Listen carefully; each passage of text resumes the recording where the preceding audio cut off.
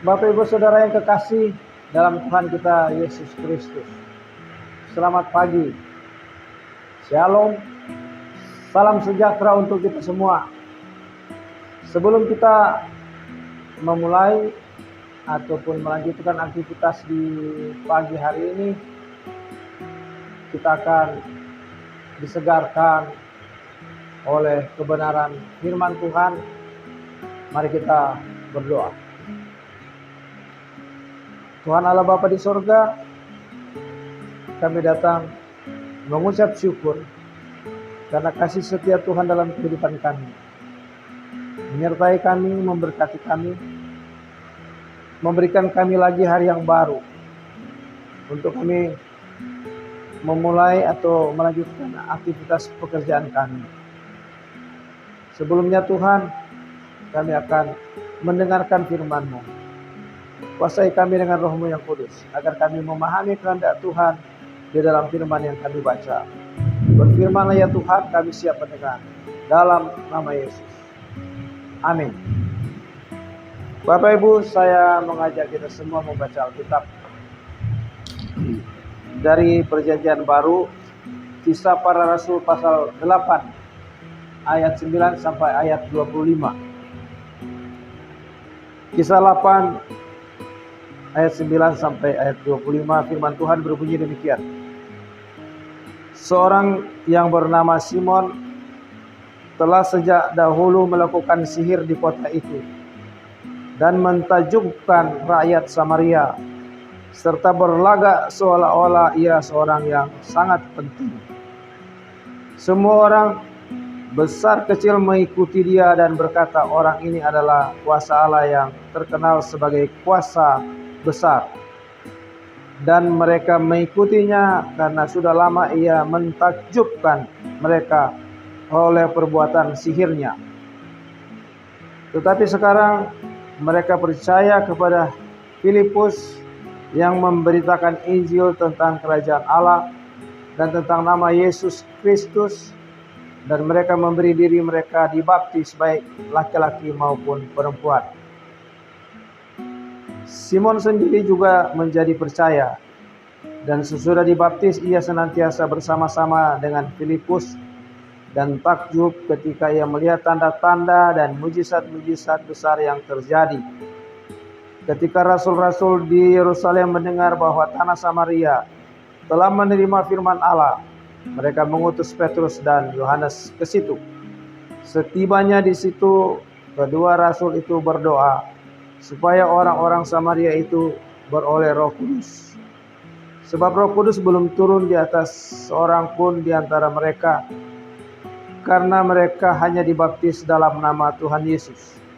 Kemudian keduanya menumpangkan tangan di atas mereka, lalu mereka menerima Roh Kudus. Ketika Simon melihat bahwa pemberian Roh Kudus terjadi oleh karena rasul-rasul itu menumpangkan tangannya, ia menawarkan uang kepada mereka serta berkata, berikanlah juga kepadaku kuasa itu, supaya jika aku menumpangkan tanganku di atas seseorang, ia boleh menerima Roh Kudus. Tetapi Petrus berkata kepadanya, binasalah kiranya uangmu itu bersama dengan engkau, karena engkau menyangka bahwa engkau dapat membeli karunia Allah dengan uang. Tidak ada bagian atau hakmu dalam perkara ini, sebab hatimu tidak lurus di hadapan Allah. Jadi bertobatlah dari kejahatanmu ini dan berdoalah kepada Tuhan supaya ia mengampuni niat hatimu ini. Sebab kulihat bahwa hatimu telah seperti empedu yang pahit dan terjerat dalam kejahatan. Jawab Simon, hendaklah kamu berdoa untuk aku kepada Tuhan, supaya kepadaku jangan kiranya terjadi segala apa yang telah kamu katakan itu. Setelah keduanya bersaksi dan memberitakan firman Tuhan, kembalilah mereka ke Yerusalem. Dan dalam perjalanannya itu mereka memberitakan Injil dalam banyak kampung di Samaria. Demikian pembacaan firman Tuhan. Yang berbahagia ialah mereka yang mendengarkan firman Tuhan, merenungkan dan melakukannya, dalam hidupnya setiap hari. Terpujilah Kristus.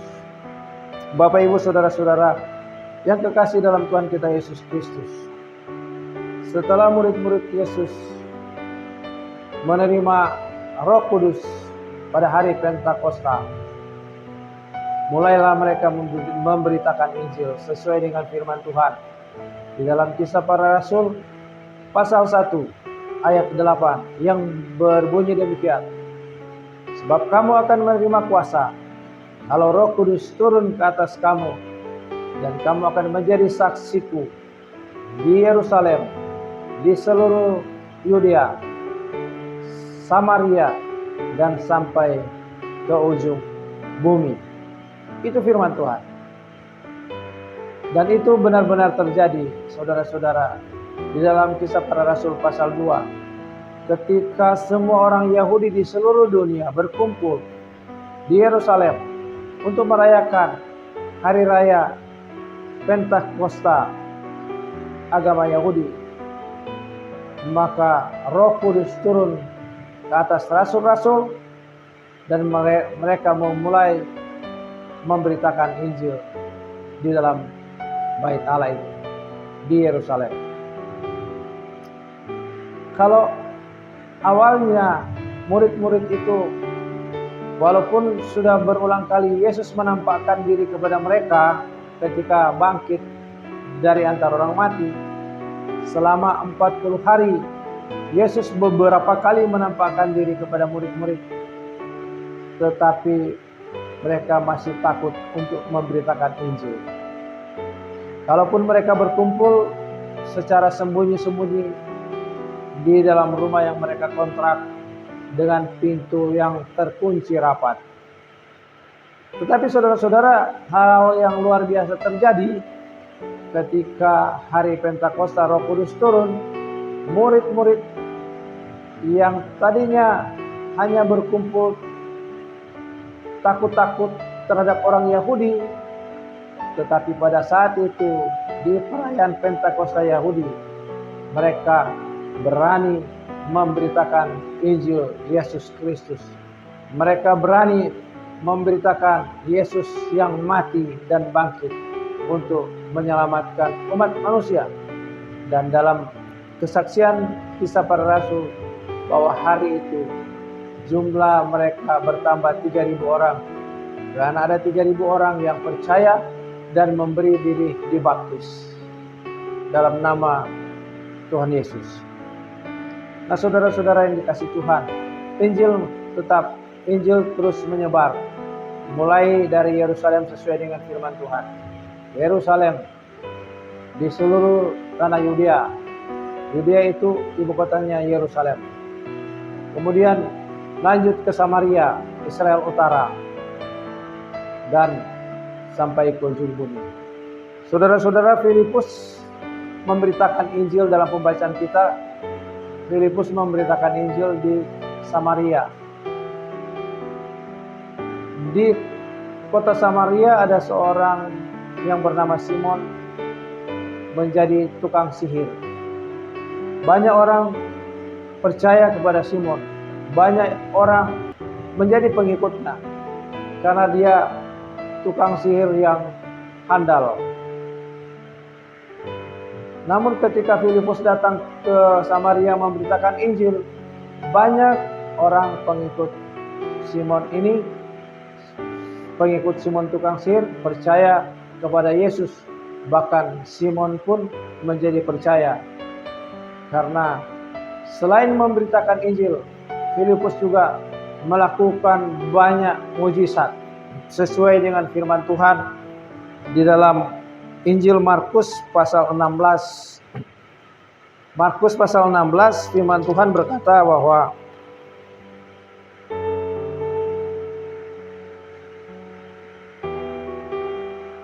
ayat Markus 16 ayat 15 dan seterusnya.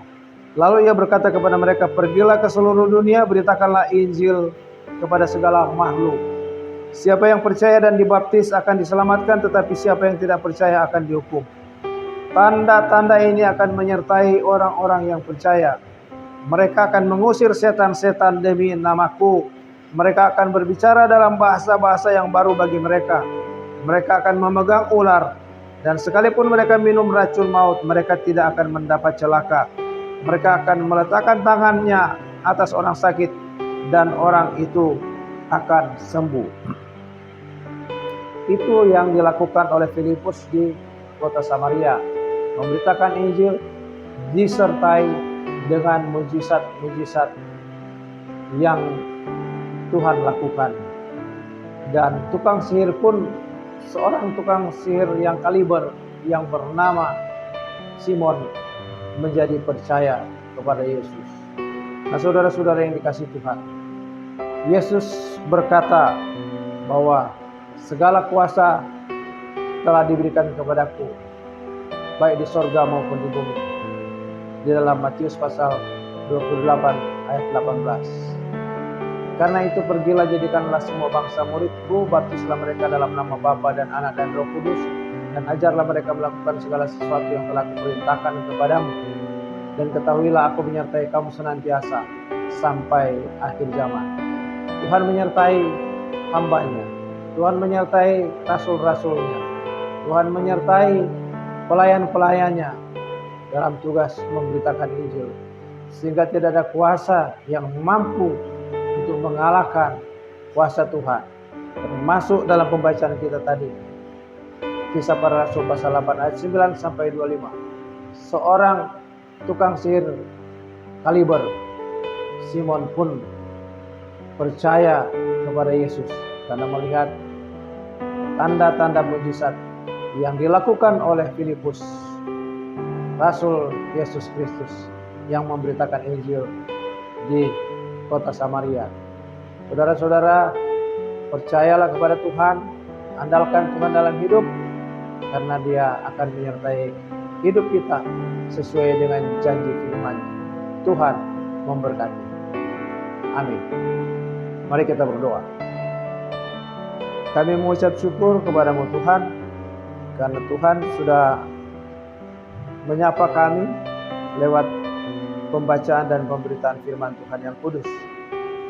Tuhan, mampukan kami oleh kuasa Roh Kudus untuk melakukan kehendak Tuhan dalam hidup kami, dan kami percaya janji-janji Tuhan dalam firman-Mu digenapi dalam kehidupan kami. Pimpin kami melakukan aktivitas kami, pekerjaan kami, profesi kami, agar apapun yang kami lakukan berhasil. Inilah doa syukur kami Bapa, terpujilah nama-Mu dalam nama Yesus. Amin.